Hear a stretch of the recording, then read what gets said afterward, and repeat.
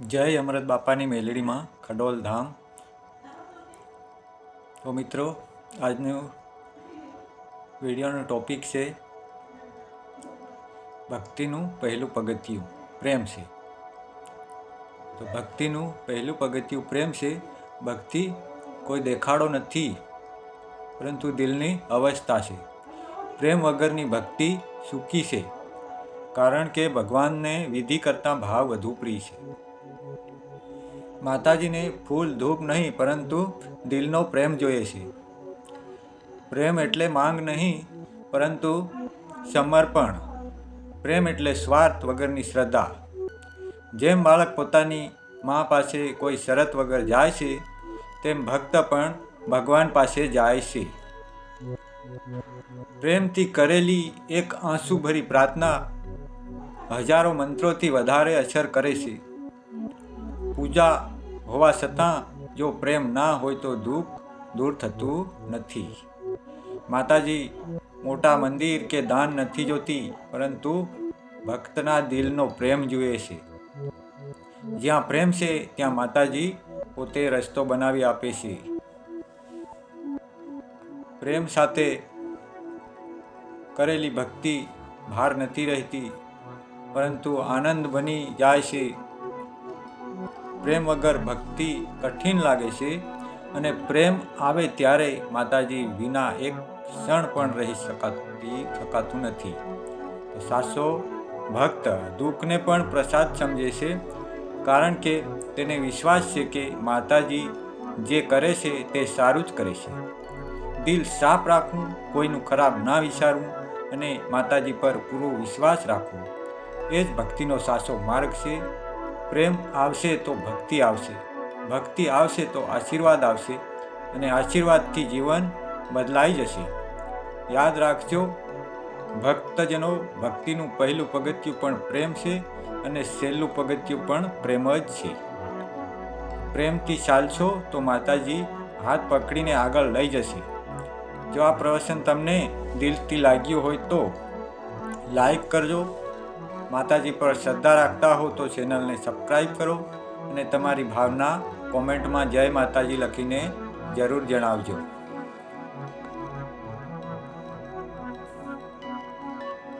ભક્તિનું પહેલું પગથિયું પ્રેમ છે.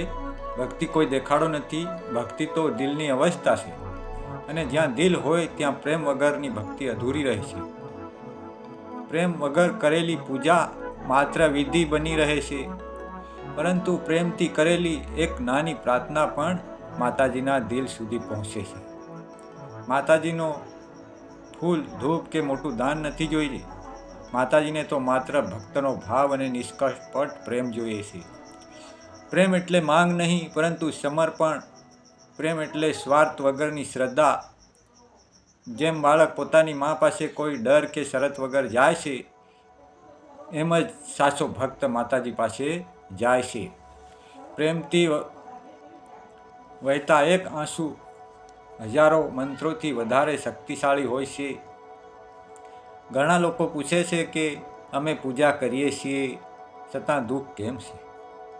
કારણ કે ત્યાં પૂજા છે પણ પ્રેમ નથી, વિધિ છે પણ ભાવ નથી. માતાજી મોટા મંદિર નથી જોતી, માતાજી ભક્તના દિલને જુએ છે. જ્યાં દિલમાં સાચો પ્રેમ હોય ત્યાં માતાજી પોતે દોડી આવે છે. પ્રેમ સાથે કરેલી ભક્તિ ભાર લાગતી નથી, પરંતુ આનંદ બની જાય છે. પ્રેમ વગર ઉપવાસ કઠિન લાગે છે, અને પ્રેમ આવે ત્યારે માતાજી વિના એક ક્ષણ પણ રહી શકાતું નથી. સાચો ભક્ત દુઃખને પણ પ્રસાદ માને છે, કારણ કે તેને અડગ વિશ્વાસ હોય છે કે માતાજી જે કરે છે તે સારું જ કરે છે. દિલ સાફ રાખવું, કોઈનું ખરાબ ના વિચારવું, અને માતાજી પર પૂરો વિશ્વાસ રાખવો, એ જ સાચી ભક્તિ છે. પ્રેમ આવશે તો ભક્તિ આવશે, ભક્તિ આવશે તો આશીર્વાદ આવશે, અને આશીર્વાદથી જીવન આપોઆપ બદલાઈ જાય છે.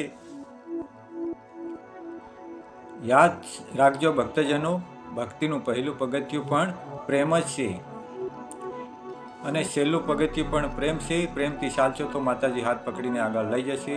અને જો આ ભાવના તમને દિલથી લાગી હોય તો લાઈક કરજો. માતાજી પર શ્રદ્ધા રાખતા હો તો ચેનલને સબસ્ક્રાઈબ કરો અને તમારી ભાવના કોમેન્ટમાં જય અમૃત બાપાની મેલડી લખીને જરૂર જણાવજો.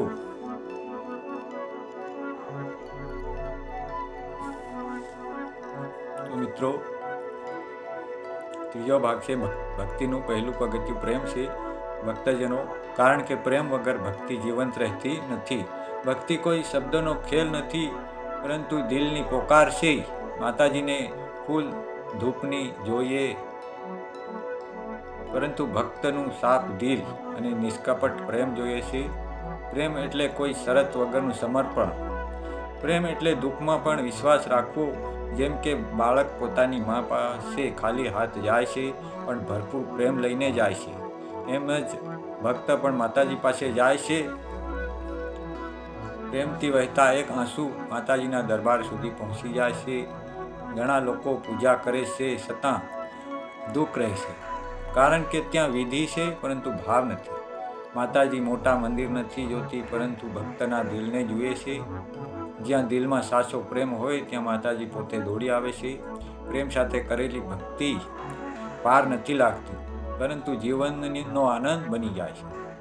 પ્રેમ વગર ઉપવાસ કઠિન લાગે છે, પરંતુ પ્રેમ આવે ત્યારે માતાજી વિના એક ક્ષણ પણ રહી શકાતું નથી.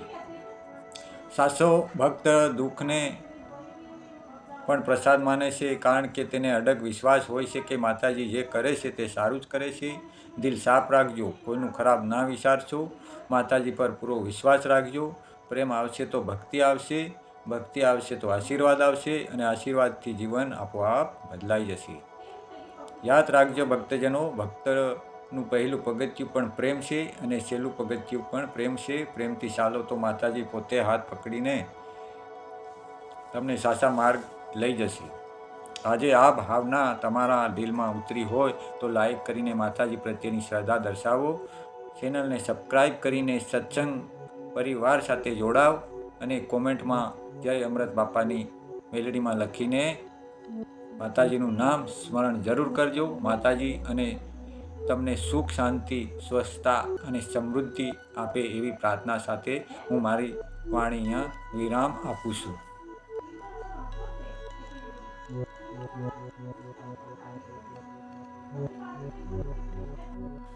જય અમૃત બાપાની મેલડીમાં ખડોલ ધામથી સૌને પ્રેમ અને આશીર્વાદ.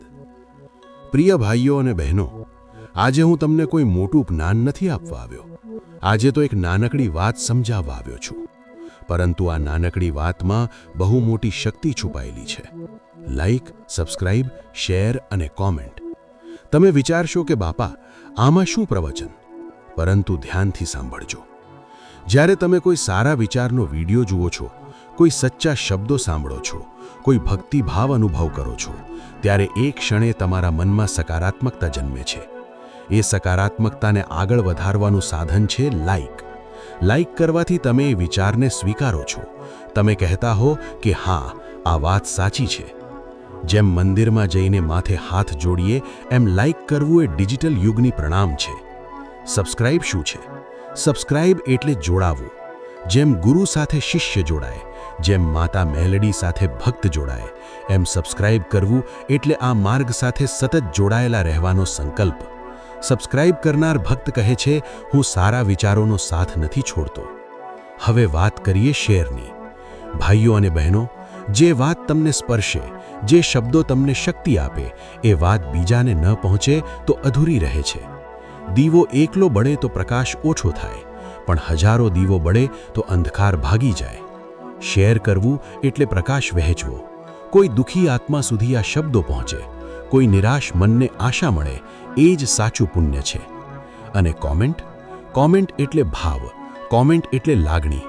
જય મેલડીમાં લખશો, જય અમૃત બાપા લખશો, તો એ માત્ર શબ્દ નથી રહેતા, એ પ્રાર્થના બની જાય છે. તમારી કોમેન્ટ કોઈ બીજા ભાઈ કે બહેનને વાંચીને હિંમત આપે છે, ભક્તિને વધારે છે. ભાઈઓ અને બહેનો, આજે યુગ બદલાઈ ગયો છે. પહેલા પ્રવચન માત્ર મંડપમાં થતું, આજે મોબાઈલના એક નાના સ્ક્રીનમાં મેલડી માં બેઠી છે. તમે લાઈક, સબસ્ક્રાઇબ, શેર અને કોમેન્ટ કરીને આ ભક્તિને આગળ વધારશો તો સમજો કે તમે પણ સેવા કરી રહ્યા છો. આથી હું હાથ જોડીને વિનંતી કરું છું, વિડીયો ગમે તો લાઈક જરૂર કરજો, ચેનલ સાથે જોડાવા સબસ્ક્રાઇબ કરજો, ભક્તિ વહેંચવા શેર કરજો અને દિલથી જય મેલડીમાં કોમેન્ટમાં લખજો. મેલડીમાં તમારી ઉપર કૃપા વરસાવે, અમૃત બાપા તમારું માર્ગદર્શન કરે અને ખડોલ ધામની પવિત્ર શક્તિ તમારું જીવન સુખમય બનાવે. જય અમૃત બાપાની મેલડીમાં.